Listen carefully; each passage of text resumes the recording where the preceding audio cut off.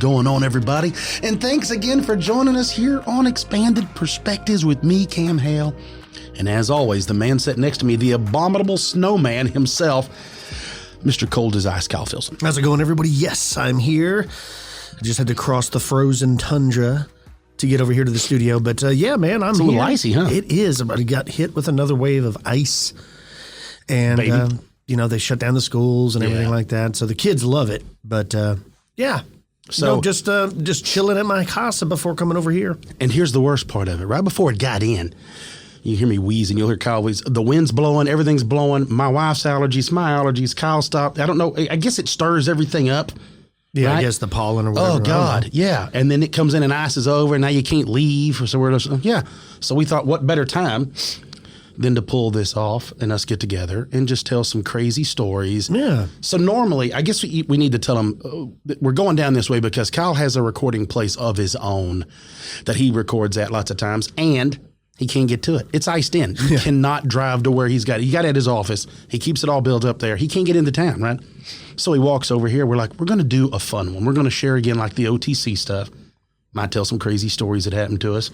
Might talk about crazy cryptids. I got a crazy one for you. We got some wild stories to share with y'all. It's just going to be a good flow. No really rhyme or reason today because of this weather. And then, like we said, we'll see how this goes. With the cold weather, I'm actually kind of missing the Winter Olympics now. I got into watching the skeleton and the luge. Me too. Like what I like about it is the unusual events that you don't get to see all the time. Like I said, I'm sure I can go on YouTube or some other website, ESPN Plus. Say it. Which one do you want to go do the most? Of all of them? I'm not talking the physical. I'm talking about the games that you can play there. You want to be my curling partner? Oh, yeah. I love curling. I want to do curling so bad. You know, I almost did it about 10 years ago. Here we go. I almost got into it. I mean, I almost did that. I was a curling champion. No, I never done it. But I've seen guys do it. They would, on Sundays at the rink, they would have curling. Would y'all sit around and kind of watch it? Oh, yeah, because there's people because the hockey rinks, well, there's a couple of them in the Dallas-Fort Worth Metroplex, but several of them are called the Dr. Pepper Star Centers after the team. And every one of them has multiple rinks, and there's a bar above. So you can literally sit there at the bar and look down and watch 2 hockey games, watch some curling. You drinking Crown and Coke and watching curling? You can. So there's league nights. When you say you, that means you. Yeah, me. Yes, I've done that. Me, yeah. That's you. It's shuffleboard, but you're standing on it. Right? Yeah. And all the stones, they all come from one place in Scotland. Why, I don't know. But they all come from the same quarry. I mean, they were getting into the details because I think there's only like 100 people in the whole world that actually play it. I love it. I legitly didn't. Like That's frozen, how old man I am. It's frozen shuffleboard. Frozen bocce ball. That I love it. There's you know what else I love? What? That Ned Flanders you got going on, bro. You like that? I wish you would keep that year round and just really rock it. Okay. I'll let it go. Just get the big Sam Elliott push broom. I always try to get you to get the Magnum PI, and you'll never go for it. You'll get the PI part, but you never go Magnum. Right? Yeah, I'm not Magnum. No, trust me, you're not. We've bought condoms. I know. But some of the events, like the luge or like skeleton, that's where you're like head first. Like, I don't understand how you practice that. Who do you think invented that? Man, it has to be some crazy German. I was going to say Australians or New Zealanders, and here's why. Australia, because I thought cold enough. Yeah, but I always think about the spider rappelling that they do, where they'll go down like head first rappelling. Oh, yeah. Right? That's got to be invented by Australian or New Zealanders. It has to be. Who knows? It's just, or I think, would you do skeleton? Would you rather go head first or foot first? Foot. Yeah. Skeleton's too much for me. No, I think that might be the way to do it because you could read the thing. I think I could read better looking forward. And also, I couldn't see over my stomach. I'd lay down. I don't even understand. I'd be trying to do it. I'm going left. It's not going to work for me. I don't understand how they even steer it. I mean, I see the things that they press their legs on, but it's because you're clenching your ass so tight from fear that your legs are like you tense up, and that's what steers the. I like the other event too, where they ski for a while, then they stop and they shoot, then they go skiing some more, then they shoot prone. Yeah. The biathlon. I don't remember what it's called, but yeah, that's pretty cool. Yeah, that's what it is. Very, very cool. And they use 22s, and then they have them. Have you seen the spare rounds they get? No. So they stick in a little clip at the top. So if you miss, you can reach up top and you have 3, but every 3 is it's like a penalty lap. Yeah, they give you points. So you got to hit one, but then you got to go and ski another circle off the main track, the penalty loop, before you can come back on. Seeing if it was their cardio is ridiculous. If it was on all the time, I don't think I would enjoy it. It's the fact that it's only on every 4 years. I have a problem with that too. But the time duration between the two events? Is that what you're saying? Yeah. My problem is I think I wish that they would show and sponsor more of this worldwide stuff like that. I wish there was a way, because a lot of these athletes, they're athletes, but they have full-time jobs, full-time everything, because they're not full professional gigs in any country. Some of them, yeah. Yeah, to be able, the countries that it's in is very small countries, right? I don't understand how a country gets banned because of doping, and then they just still compete, but they just create a new banner. Oh, that's what we're going to do. Like the Russian Olympic Committee? Yeah. The Russia's banned, but all the athletes just change. But they promise to do good. Yeah. And I think one of them already got busted. Yeah, but that's like you. That'd be like you're speeding, but now you're not Kyle Filson, you're Mr. Filson, and I promise to drive a little better. Yeah, something like Mr. that. Filson's a liar.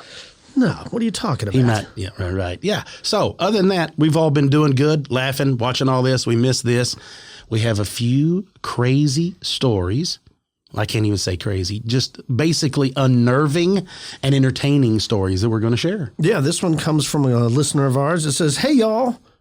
Somewhat new listener, about 2 months, and I wanted to share this story with y'all." Well, welcome, and we'd like to listen. I was born and raised in the Texas Hill Country in a small farm town. And back then, during the 70s and 80s, we had 3 stoplights, one which was totally unnecessary. I grew up on a 10-acre chunk of property surrounded by many hundreds of acres of undeveloped land. I moved to Corpus when I was 12, but moved back to the family house when I was 21 with several of my childhood friends. This would have been around 1993 or 1994.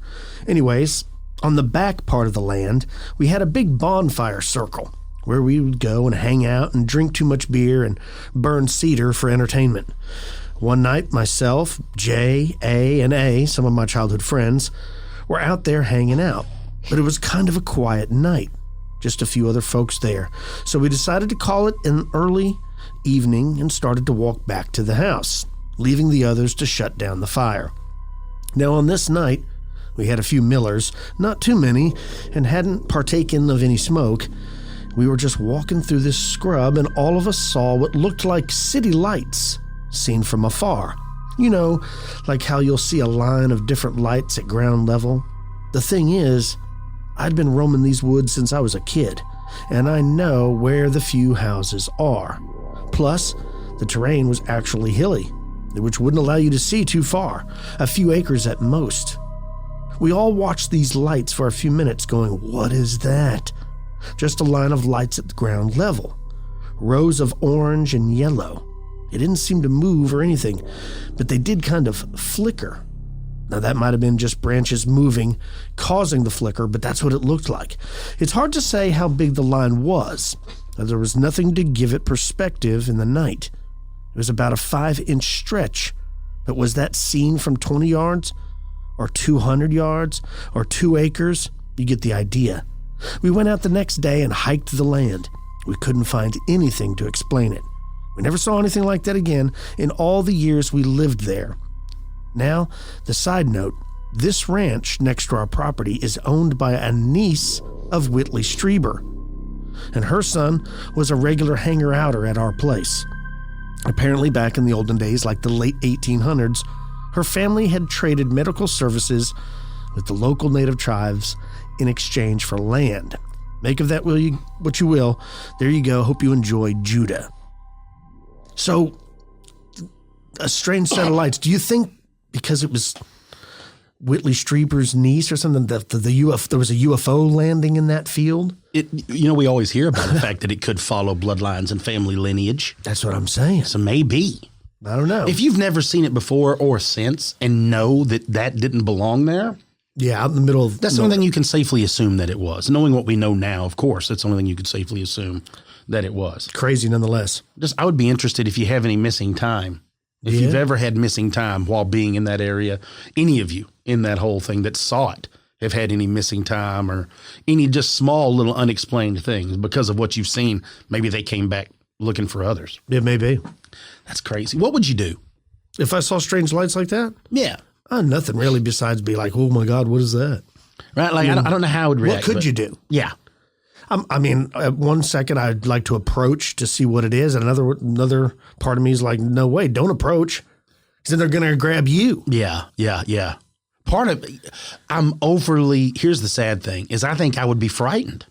I think the first time if I saw something like that, right? Like let's say a craft landed, I honestly believe that I would act in like I would not want to interact because I'm afraid too many of these stories would come flooding back.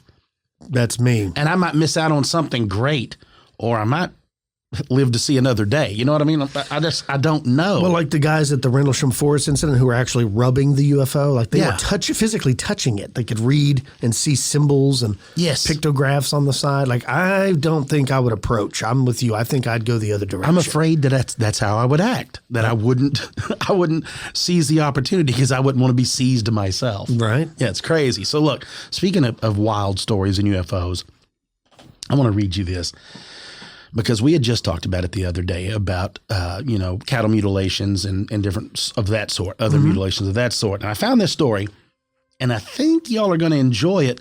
It's like nothing that I have ever heard or have read anywhere before dealing with this. In May of 1973, 4 women, Judy Dory, her daughter Cindy, Judy's mother and sister-in-law, had the most horrifying experience of their lives. After a long session of bingo in Houston, the 4 women were returning to Judy's hometown of Texas City, but first going by Alta Loma to drop off Judy's sister and brother-in-law. After dropping off the 2 in Alta Loma, the remaining 4 saw a strange light, which hovered above. The sight was intriguing enough that the 4 women stopped, got out of their car to get a clearer look at the source of the light. They then watched in awe until the light disappeared, and then resumed their trip onward to Texas City. Over time, Judy began to suffer from intense headaches and anxiety. After being seen and dismissed by several doctors, she was referred to a well-known ufologist and hypnotist, Dr. Leo Sprinkle. Dr. Sprinkle's previous experience with the UFO enigma led him to recommend hypnosis as a way to relieve Judy of her emotional trauma. Dr. Sprinkle most likely suspected an abduction from the beginning, but under hypnosis, Judy described an abduction scenario and was taken aboard a supposed spacecraft. Judy goes on to describe how a cow was taken up into the craft and methodically mutilated by 2 small entities, and during the hypnotic regression, Judy described the unusual sensation of being in 2 places at once. She said that she was still standing beside her car after they stopped to watch the strange light in the sky. However, she also stated that at the same time, she was in a strange chamber watching this gruesome experiment unfold before her eyes. Now, I'm going to read this to you. This is some of the session written out here from Dr. Sprinkle's stuff, okay? Mm-hmm. So he asked her, "Is there anyone around you?" Says there was, for this, a long, almost 45-second pause, and she responded, "Yes, 2 little men." Says the 2 beings were about 3.5 to 4 foot tall, gray creatures with large egg-shaped heads. Says it's like a spotlight shining down on the back of my car, and it's like it has substance to it. Now, I've never heard that until she said it, and it's wild. The light felt like it had substance to it. Right. So it's a beam of some sort of energy, right? That you can physically, not just the warmth of a light on the skin, but substance to this beam. You can feel the difference between the air and the night and this light, right? Yeah. Somehow its viscosity is different. That's weird. And it says here, she says, "I can see an animal being taken up in this. I can see it squirming and trying to get free, and it's like it's being sucked up." She goes on to mention that her daughter Cindy was on an operating table. She says, "They don't listen, they just ignore me. They go on about their work as if it's nothing. They don't seem to have any emotions, They don't seem to care. They just seem to take samples from her. And it goes on to say it would be a number of years later when Judy's daughter, Cindy, also would go back and do her regressive hypnosis, and everything that she talked about was corroborated in her mother. So, I mean, it's one of those deals that I'm sure you could probably have told some BS or whatnot and maybe got her to believe it, but this is what she says. This was from February 1st of 2003. Judy Dory released this. First, I must say that there is no doubt that abductions exist. My abduction took place in 1973. There were 16 eyewitnesses to the craft, though not all remember an abduction. My daughter, who was 14 at the time, and myself. This was the first reported to Ellington Air Force Base in Texas, who denied anything was on the radar at the time. Our abduction was also returning from a bingo game in Houston to our home in Texas City, first going by Alta Loma to drop off sister and brother-in-law. There was another sighting of 3 people coming from a bingo game in Houston that got burned by the effects of the sighting. Our sighting was almost a year before theirs. So much happened that night, I would not attempt to go in detail. We were all changed and have never been the same since. We were ridiculed so much by others who were not present, mostly family, that I did not talk about this for years. Then my husband returned home from Vietnam, and we were stationed in Yuma, Arizona. And somehow I heard about the APRO. I called them and told them about my sighting, and the very next day, a Mr. Daughtery and his wife and a doctor who had experience in hypnosis named Rose Tennant came to my house and spent the entire day going over what happened. Dr. Tennant regressed me, and a few details came out, or shall I say surfaced. I have been having terrible migraines, and just the amount of surfacing relieved much. I know I remembered a formula that was given to me by the small gray alien. I think that it was what caused a lot of the problems. I did not say anything to anyone else as I was still gun-shy and afraid of ridicule. A few years later, I got a call from a lady named Linda Howe. We talked a long time, her trying to convince me I needed to be regressed again for a TV documentary she was doing called The Strange Harvest. For some reason, I began to trust her, and she convinced me and believed what I was saying. And as all abductees know, this is one of the most important things to help one get on with their life. In my abduction, I witnessed a small calf being transported into a large craft. At that time, I was somehow teleported or astro projected or something, as I was in the craft seeing what was going on as well as standing by my car, and I had gotten out to see what this huge light was, and that had been pacing our car for about 20 miles or so. Anyway, I allowed Dr. Leo Sprinkle from the University of Wyoming to do the regression. It was about a 3-hour regression. I fulfilled Miss Howe's agenda. She got an Emmy for her documentary, but I was left with all the information in my head that still needed siphoning. I asked her to help me write a book to be able to tell the amazing things that I was told and shown, and she agreed and then kept putting it off. Both her and Dr. Sprinkle used my case for their own agenda and had little else to say to me. I guess I'm trying to warn all of you to be careful who you trust. My main concern was I always wanted my abduction case to be presented in a way that it would not be construed as a crazy woman venting her boredom.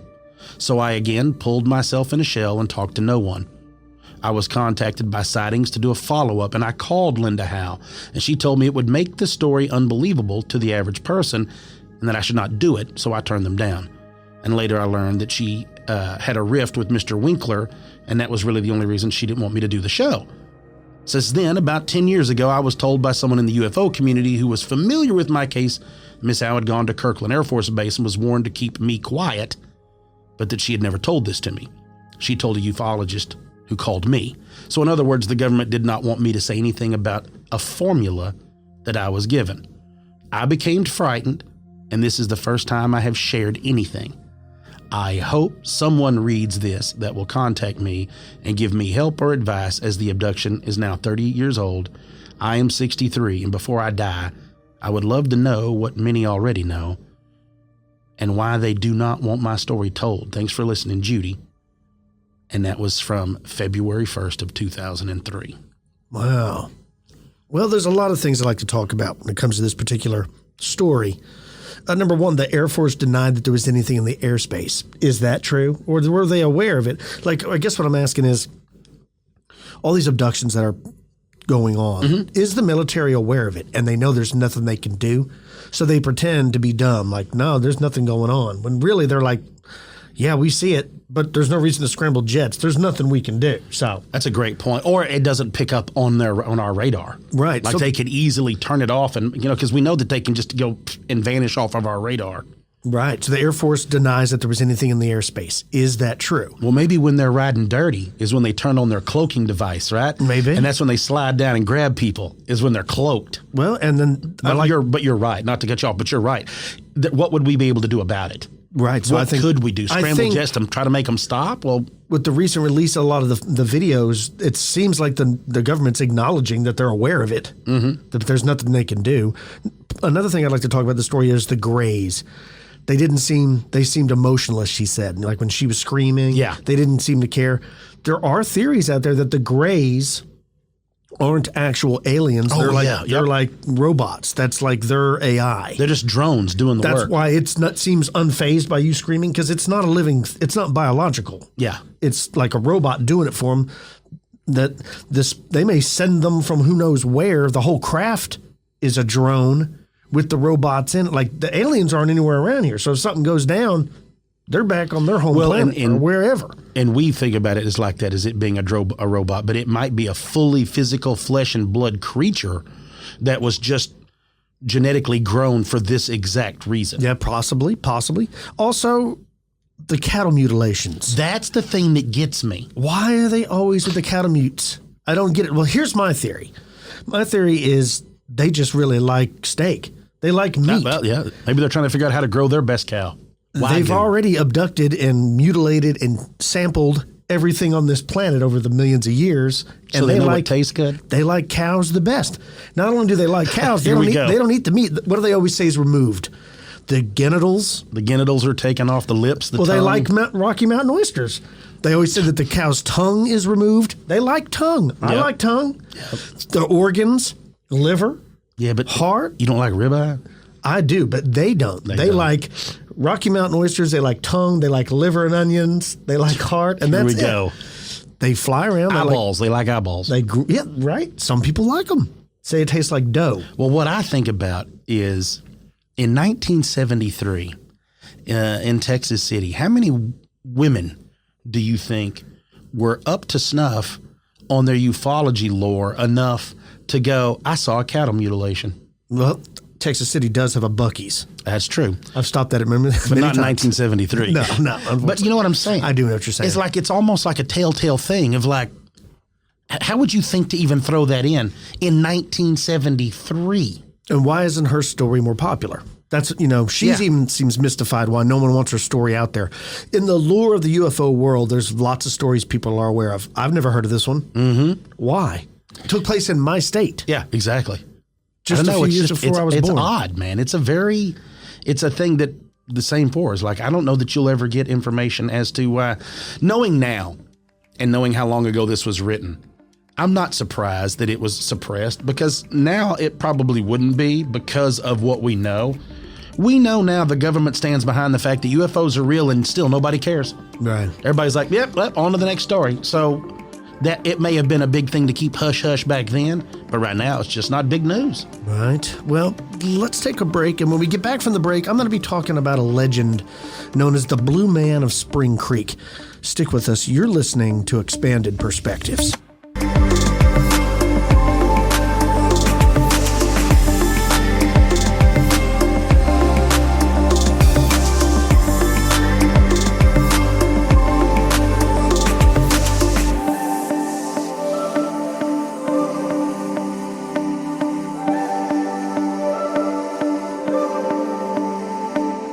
And we're back with Expanded Perspectives. Holla!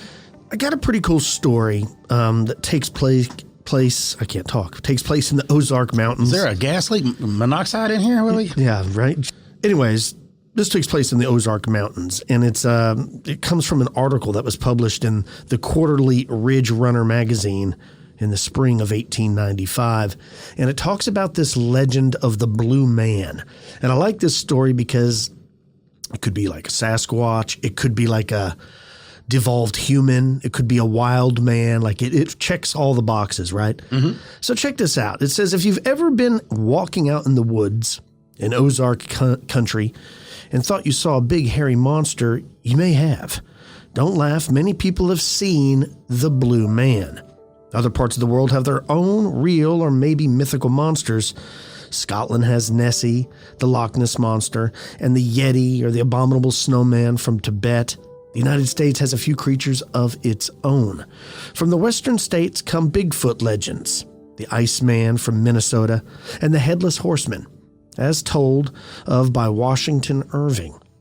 Ozarkers have never been ones to be outdone by others, and here in the Ozarks we have the Blue Man of Spring Creek.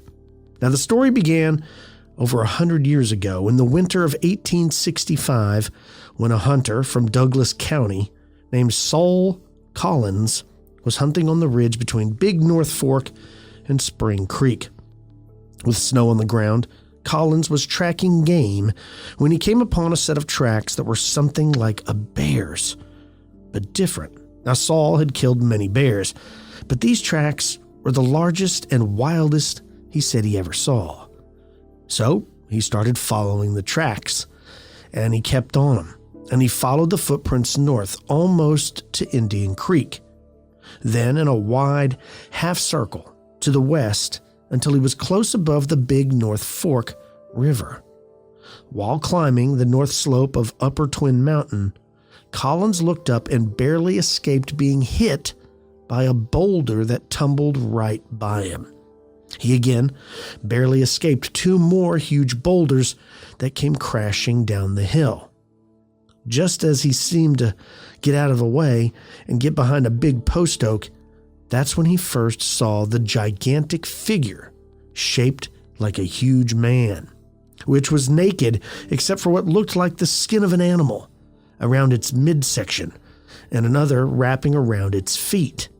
The creature was completely covered with a coat of curly, short, black hair.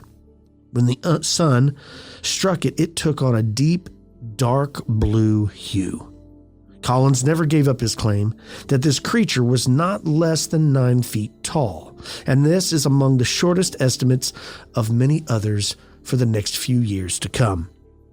Saul stated that he only stared long enough to see the creature throw away a 10-foot club he was carrying and pick up another boulder. Dang. Which he threw against the post oak. Then the giant made an ear-splitting scream that some said was more terrifying than anything that ever came from another beast similar in those hills. Collins then headed back and gathered up some of his neighbors, and for a few days they kept on the trail of the beast the best they could by following its tracks in the snow. A few times they caught a glimpse of it at a distance, plundering through the woods at a rate that left the posse far behind.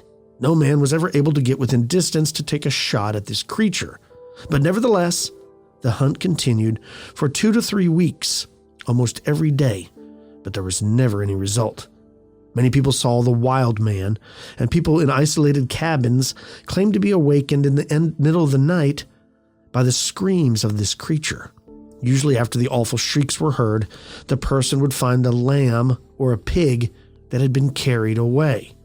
Now, by now, the Blue Man, as he was now called, had been considered a fake, and it was almost 9 years before he was heard from again. In the autumn of 1874, word passed that he had emerged once again, because there were several sheep and hogs that started disappearing, and the carcasses were found in the woods. Organized hunts were carried out to capture this creature, but after a week or two, the Blue Man disappeared once again. 16 years went by, and he only made 2 or 3 visits to the hills along the Big North Fork. Every visit he also made a clean getaway from the hills of men. However, the last time they got too close, for he remained out of sight from 1890 all the way to 1911, and nothing was seen or heard of him. For this reason, many of the people who had moved into the area regarded the stories of the Blue Man of Spring Creek as a figment of someone's imagination. They didn't believe the stories. About this time, he was seen again, and more joined in the search. Reportedly, they discovered the creature's den in a cave in a remote valley. The floor of this cave was littered with the bones of animals he had eaten, and a bed of dry leaves was found in the corner. Again, just as before, the creature disappeared. The next time the Blue Man was seen, O.C. Collins was searching for 2 lambs that had disappeared. He spotted the creature on Spring Creek, 4 miles from Old Horton. 2 days later, Cap Turner came across him catching fish with his hands in Indian Creek. The creature chased Turner up a steep hillside, swinging a huge club. Cal Alsop, a few days later, was one of the posse members that chased the Blue Man into a cave. He stumbled through the darkness over objects he knew were the pelts of sheep or the dried hides that had once made a meal for this wild man. He was seen one more time after eluding his pursuers at this cave. That time was at Ava Crossing, where he was catching crayfish from under rocks and eating the tails. By November 15th, 1924, terror was prevailing over northern Howell and Douglas counties. From Tater Hill to Collins Ford and from Blue Buck to the Ava Crossing, people were searching for this Blue Man. Cattle weren't allowed to graze, sheep were watched by herders with rifles, and livestock was locked up each night. Nobody left their home, and churches and schools were closed. People armed with rifles and shotguns searched every nook and cranny of the county in search for this Blue Man of Spring Creek. In December 1938 was the next account of the Blue Man came. The Bunt brothers, who were living in Johnson Hollow, said their coon dogs had bayed off from them quite a little distance. The men had been seeing wild hogs in the area, which they often do, so they didn't go to their cabin for their guns. They just went to the ridge to call off the dogs before they killed one of the hogs. They got quite a surprise when they saw the dog baying up the big tree in which there was a man hissing and snarling at them in anger. He had no weapons and no clothes except for some type of fur garment around the middle and something wrapped around his feet. According to the brothers, he was hairy and apparently blue from the cold. The younger brother took the dogs a good way off while the older tried to talk to the man in the tree. Bunt promised him food, shoes, clothing, and a place to sleep, but the man in the tree just stared at him. After about half an hour, Bunt gave up and joined his younger brother. They said they were hesitant to walk away and leave the man there, but they had no reason to question him any further. Later, they were questioned as to why they didn't report this to the law, and they said they had no complaint against the man. He had no way to come, there was nowhere to go, and they didn't want to go all the way into town, which was 8 miles away. Only once was a wild man caught, but it happened before the Bunt brothers had their conversation with the Blue Man. It happened in August 18, 1911, edition of the Sentinel, which published Pomona ran this story entitled The Wild Man Captured. Now check this out. It says the mysterious disappearance of livestock and a farm truck that had many farmers along Bryant Creek puzzled was solved. 2 boys, Ott Collin and Tom Rayburn, were returning from a fishing trip. They noticed something apparently spring right out of the ground near the base of the hollow. They began chasing one of the frightened sheep that was out there grazing. The frightened boys didn't stick around. They ran home just as quick as they could, and they went home and they told their parents what they had just seen. They quickly gathered a bunch of men. The boys acted as guides, and when arriving at the spot, they found a log and an opening into the ground that looked like it was frequently used. One of the men pulled together his courage, shoved a lantern, and followed into the cave room of a considerable size. The article says that at the far side, a man was crouched and said to be the sorriest specimen of a man any of them have ever seen. I was just doing my best. Right? He was bare of clothing except for a breechcloth of some kind of animal hide. His body was completely covered in short hair, and his head was covered with a mass of hair 2 feet long. The wild man tried to get away, but was caught and turned over to the authorities. He either couldn't or wouldn't talk. and his cave was littered deep with wool, hair, bones, and feathers. There was no evidence of him ever having cooked any of this food.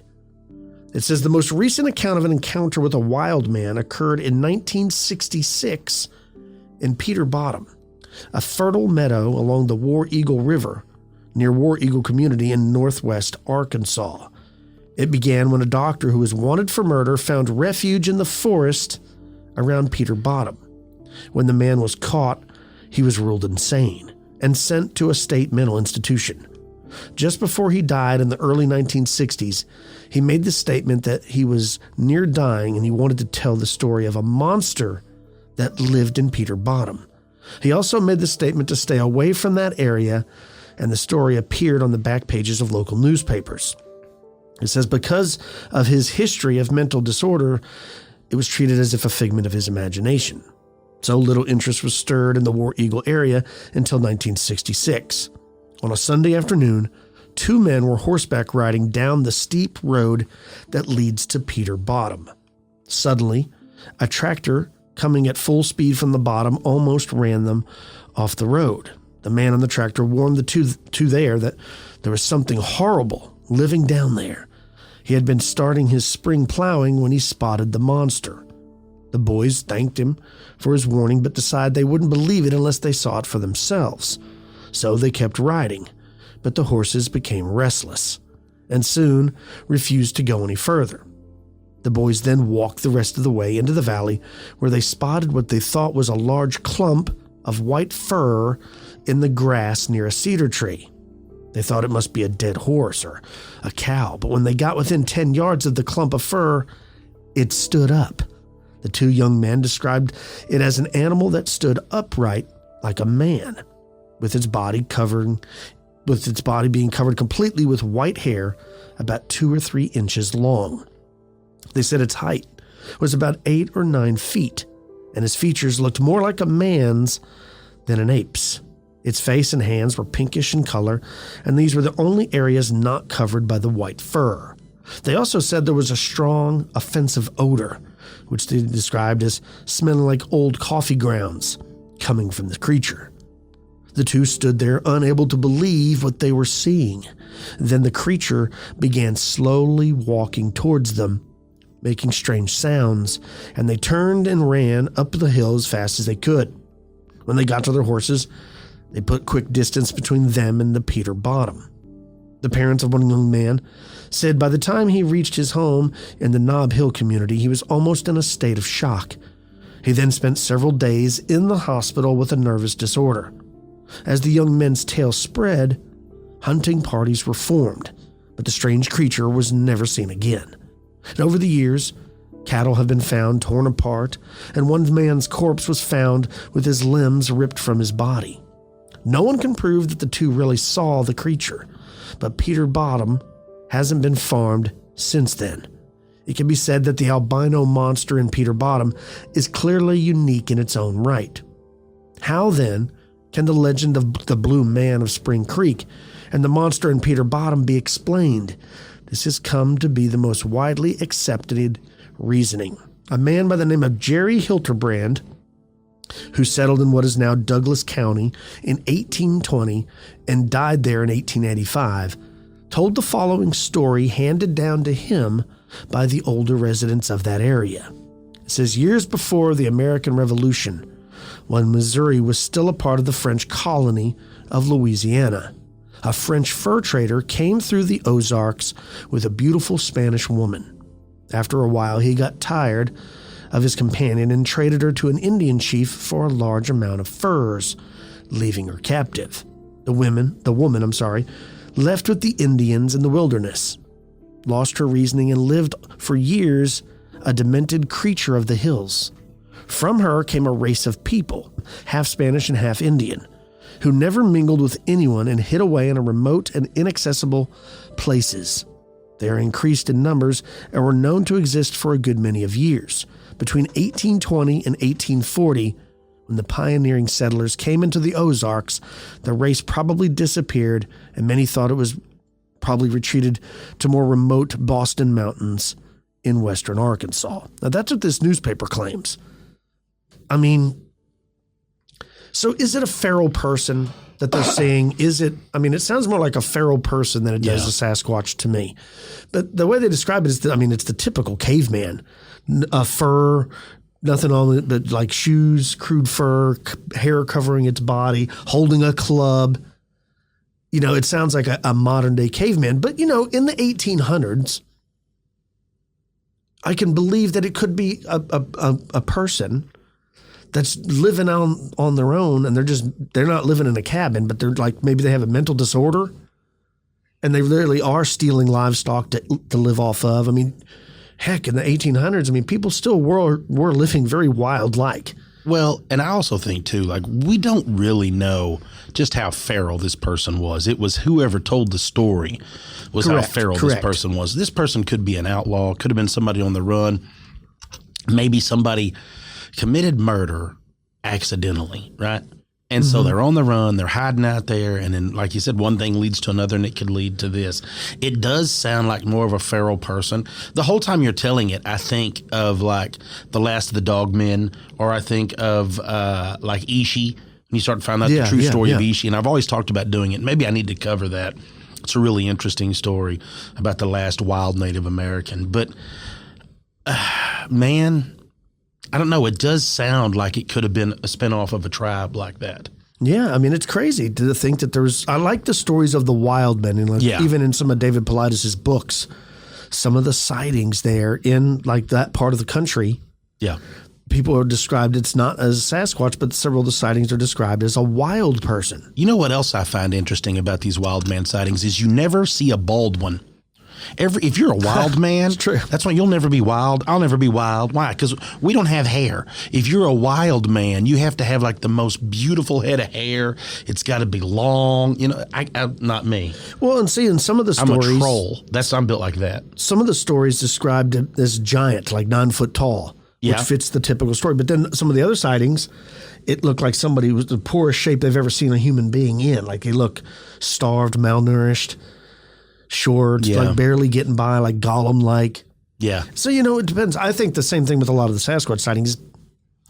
In the back of your mind, you've been conditioned to think Bigfoot's giant. Yeah. So when you naturally, and it's taken out of context or everything in comparison, you think it's bigger than it is. In reality, it's not. How many times have you been glassing? Well, some of them may be. Some may be. We don't know. Yeah. How many times have you been glassing and you see like a goat or something and it looks huge, and when you get up to it, man, those things are tiny. Yeah. So I always wonder, because everybody knows that Bigfoot's a giant, so you're kind of preconditioned. Yeah, kind of so. To assume that. But that's crazy. I love the wild stories of wild feral people living in the Ozarks. What a cool story. Do you think I still feel like it's possible today. Like I still feel like it could be a thing that could happen today. I like I always say, I hope it is, because it's kind of cool. It's neat to have the mystery, right? Once the mystery's solved, it's not as fun. Yeah, I agree 100%. There's got to be a few feral people living in, the tundra of. Well, and I don't even mean, I'm just talking about here in the States. Oh, just here in the States. Like we know about the hobbits, and people find like what look like very primitive dwellings built out in the middle of national forest lands. Like, we know people personally that have been 12, 15 miles back off in the backcountry and come across what looks like hand-built shelters that's not maybe necessarily Bigfoot as it is its people. And you can tell that they've been occupied for quite some time. So it always makes me wonder, has that been somebody on the run? Like where could you go? Because that's not an undertaking that you would just want to jump out in the middle of. Like, as romantic as it seems on television and on Instagram and on YouTube, it's easy bushcraft and all that. Try it. Yeah, try it's not it. fun. Go to a national park with nothing but what's in your pockets and just give it a whirl. Here's one even easier for you. Just go outside and lay down in your backyard and take a nap. Right. Spend the night. Spend the night with nothing. Don't start a fire.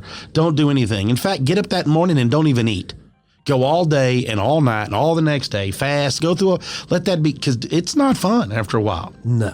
But it sure does make you love warm water and a soft bed, so it's worth doing. I urge everyone, push yourself just a little bit, because it makes you love everything that you got. Right. Well, let's take a break, folks. Yeah. You're listening to Expanded Perspectives.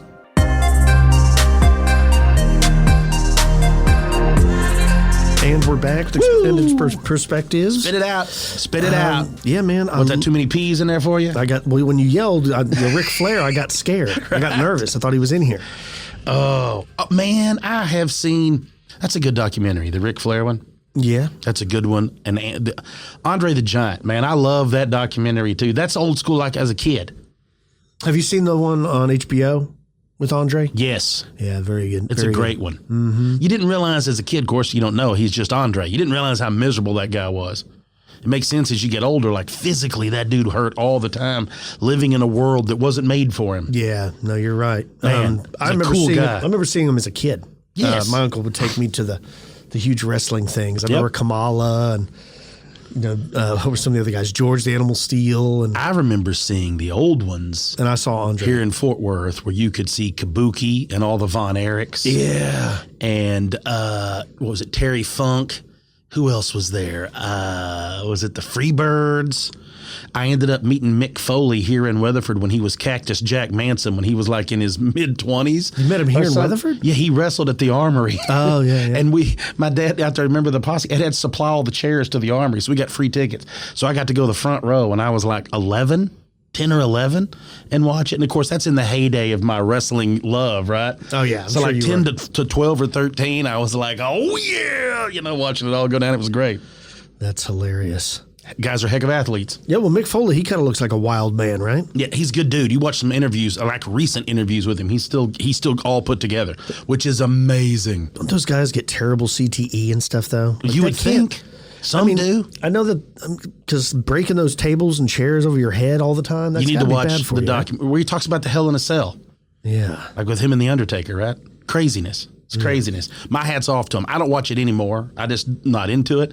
But those guys are, and the ladies too. They're unbelievable athletes. Oh, I know. I don't watch it either. But and do that night after night, their schedule's ridiculous. No, they're on the road all the time. Yeah. They're touring, and I mean, it just we don't think about that. You're like, it's entertainment. You forget about it. You're like, that's a grind. Grind. My hat's off to all of them in that grind. That's crazy. Yeah. So other than trying to stay warm, what you got popping off? I know we got some D&D coming up. Yeah, we got some of that. We got another Glimmer Man sighting. Oh, were you going to hang on? I've got a crazy sighting I want to talk to you about. Sure. You want to drop the Glimmer Man on me, or you want to? Let me drop this on you because I want to get you. So, because I was up there in Kansas, right? Mm-hmm. This is near New Cambria, Kansas. This is back in 1975. A good year was 75. It says a young teenage couple was driving through the country, and right after crossing a cement bridge that spanned a river, they pulled into a farmer's access road and parked at the edge of the field, alongside a bend there in the river, with the car pointing east. Now soon the pair noticed a strange light that suddenly approached their location in a kind of blur, or is what they called warp speed. So mind you, this is 7 o'clock in the evening. It says suddenly a hovering treetop level dark object that was rectangular in shape appeared with one red light and one green light, and it ran positioned together on the lower part of the craft near its center. They stared in amazement, and after about 5 minutes, says they noticed the craft's position had moved to the right, okay? And it seemed to move in a very slow motion to the other side of the river. As Kyle's saying slow motion for me. Slow, that's what it's moving in.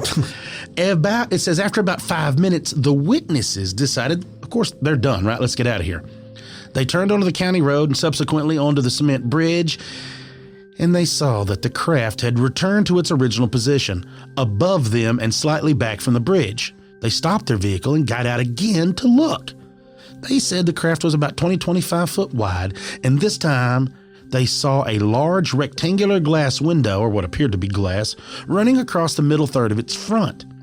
And standing inside to the left side, looking down at the witnesses, were two beings, which the witnesses could see only from the waist up, but could tell that they were about 4 foot tall, with abnormally large upper heads and large black eyes.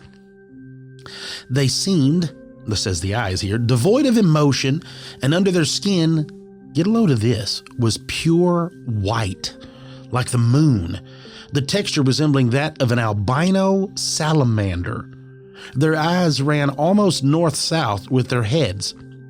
The craft hovered silently the whole time. And after about a minute of eye contact with the humanoids, the witnesses re-entered their vehicles and rapidly drove away from the area. They could still see the craft hovering where they had left it. My question, and that's where they left it, okay? Yeah. My question, first of all, I love the idea of salamander people. We love the lizard people, those slimy, slick salamander, white albino, where you can see their insides moving. Right. And so, yeah, that idea is awesome. What I don't like is the fact that they said, oh, we stared at them eye to eye for a few minutes, then got in the car and drove away. I bet you didn't. I bet you think you did, but I bet you didn't. Right. You may have stood there staring eye to eye for a few minutes in your mind. You spent about 4 or 5 hours on that ship. They dropped you back off and watched you drive away. Right. I'd go get regressed. Of course, this is from 75. Yeah, don't worry about it. Yeah, I wouldn't want to get regressed because I wouldn't want to know. I'm like, they wiped my brain for a reason. Right? Can you wipe it again so I'm not even thinking about this? Yeah, right. So what you're saying is you don't mind it going down. You just don't want to know about it. Oh, no. I mind it going down, but I also don't want to know about it. If it does happen, you don't want to know. Oh, yeah. I mean, I don't want anything to do with being an abductee. It does.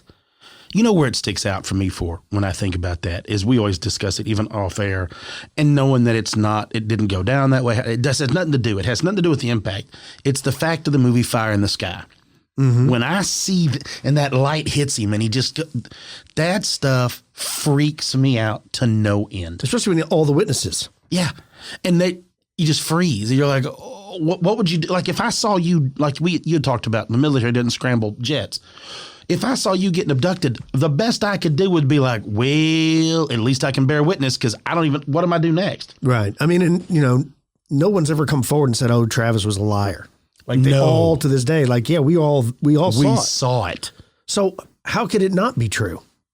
How could the majority? Yeah. Oh, exactly. It makes you reevaluate and then knowing what we know now again and what people have fessed up to is, yeah, of course there's going to be BS, but. Right. Yeah. So as I promised, this may be extraterrestrial. I don't know. Oh, lay it on me. But this is about a witness and his friend who were exploring an abandoned Brookfield Air Force Base in Ohio when they encountered an unknown beeping sound and, get this, an aggressive Glimmer man entity. That's never, first of all, the beeping sound is never good. That's the UFO backing up. That's right. That's right. It says the witness, Joseph, claims that sometime in November 2002, he and a friend decided to head to the abandoned Brookfield Air Force Station located near Brookfield, Ohio. It had been abandoned since around 1986 after previously being a nursing home. There were about 30 empty buildings on 10 acres of land, surrounded by overgrown vegetation and some barbed wire fencing.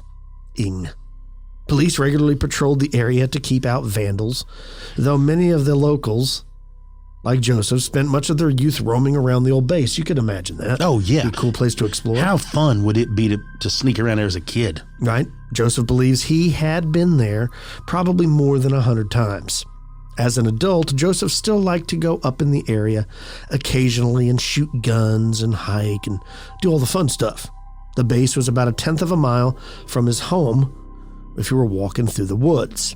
There was a hole cut in a fence which allowed easy access to the property. On that chilly November 2002 day, Joseph and his old friend, Dory, decided to head to the base to do some shooting. Only Joseph was armed. There was light snow on the ground, and as they made their way through the woods, following a deer path to the wire fence, Joseph noticed that it was unusually quiet that day. Walking in the woods, no sounds of animals, no wind, no nothing. At the time, he didn't think much of it, but looking back, he believes that it was strange enough that he remembers it. After finding and crawling through the hole, they eventually made their way onto the base, walking through knee-deep grass. As they walked towards the buildings, they began to hear beeping sounds, which they found to be odd given that the buildings hadn't been powered since the late 1980s. As they got within 5 feet of the building, the beeps increased and became louder. They eventually made their way through an open garage bay door, and this is when the beeping went crazy. He says, think a metal detector zeroing in on metal. My friend Dory became frightened. Joseph noticed that there were 2 doors leading into rooms, one of which was closed. He found this odd because every other time he had come up there, the doors were always open. The beeping was coming from the room with the closed door. So, despite Tori's misgivings, Joseph kicked open the door and entered. The beep slowly faded out, replaced by a loud droning sound. He noticed a device sitting on the floor about 3 feet away. Initially, he thought it was a pipe bomb. He thought he was going to die. It looked like an air compressor with wires on the left side going into a rectangular black box with a cylinder attached to it. He said, "I have no idea what it was." Joseph recalled he wondered if the police or maybe the Marines who occasionally trained at the base had put it there. Tori was frightened and insisted that they need to leave. Joseph also shared that feeling. They decided to head back to the fence and get out of there. As they made their way through the tall grass, things got very quiet. They both stopped, sensing that they were being watched. All of a sudden, they could hear footsteps coming through the overgrown brush. That is when they noticed across the field that snow was bouncing up and the grass bushes were parting, as if something was going through the grass, something they couldn't see. Joseph said it was the weirdest thing. Joseph could see the outline of what appeared to be a human, but it was transparent. He could see through it.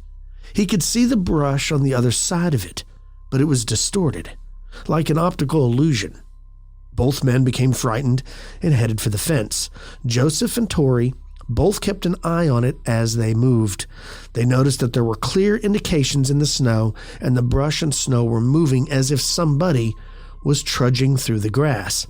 But they couldn't see anything, nothing beyond the outline. Even stranger, Joseph claimed that it seemed to completely vanish occasionally and then would come back. It trailed them, but never got more than 30 feet away from them, except when they neared the fence. At some point, Joseph stopped and raised his rifle at the thing. This seemed to anger the entity. There was some brush that stood about 15 feet high, and it separated like somebody drove a truck through it. It was coming hard. Snow was flying. Brush was flying. Joseph aimed at it, but for the first time ever as a hunter, he felt a real sense of dread, like he shouldn't shoot at this thing. His friend Tori also urged him not to shoot, as it would only make things worse. They eventually found the hole, and by this time it was full sprinting at them. The 2 men rushed through the hole and into the woods, keeping their eyes on the semi-invisible entity. Joseph noticed that it stopped at the fence, like it almost wasn't allowed to leave. Then it was gone. He said it just vaporized. 3 weeks later, Joseph returned with another friend, and they spent hours searching through every abandoned building, and they never found that beeping device. Nor did they ever encounter the entity again. Looking back, Joseph senses that the thing he encountered was something evil, and that it meant to do them harm. He likened his sighting to the Alien and the Predator films, but noted that while similar, it wasn't the same. So what did he see? What was that? What? It had to be something there, not left, this is something that was looking for something else there. What about the strange box? Like, did they have a time slip? What was going on? What I was thinking about was this, and this may be totally off, but this is what I was thinking about.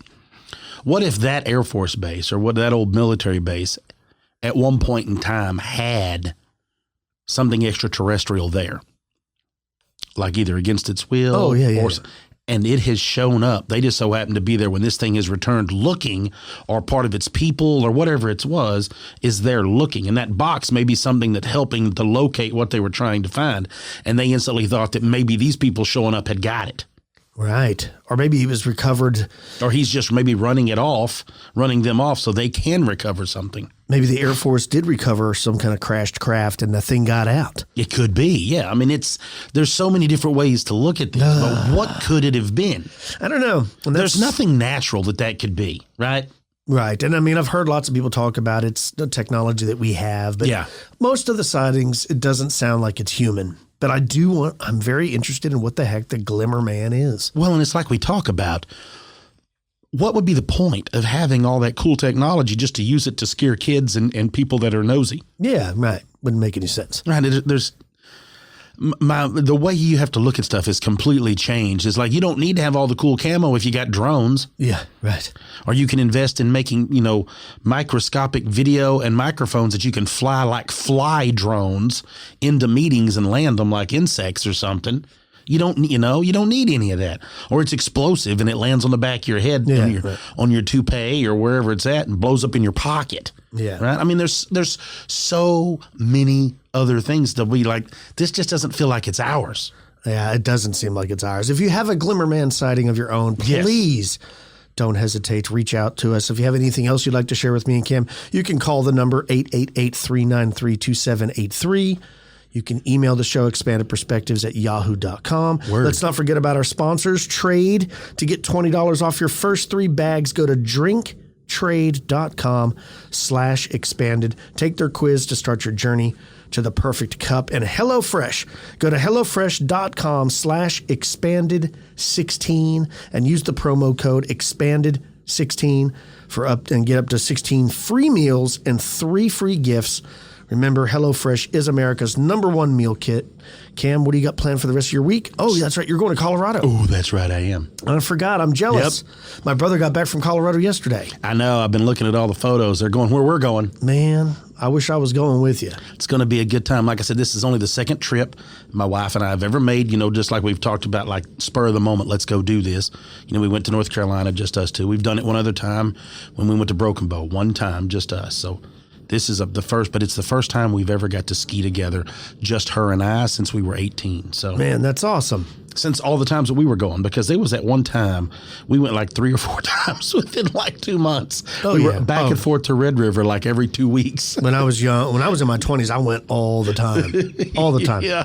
The whole ski season. Yeah, so we're planning to go up there and just, do all that. So we'll be gone about a week and I'll be back. So awesome. I'll be doing a bunch of continuing education. I know you love that. It's my favorite part of the job. This is the thing you look forward to the most. Not only do I have to do it, I have to pay money to do it and miss out on money that I could be earning while I'm doing it.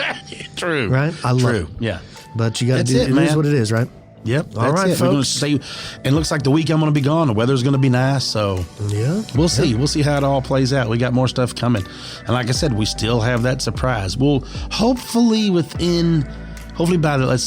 by the end of March, we can hopefully let it out of the bag. Oh, I thought it was the beginning of March. Is it the end of March? That's whenever we find out more about it. But we won't know the finality probably till near the end of March. I got you. Awesome. Well, I hope everybody out there has a good week. Stay safe, folks.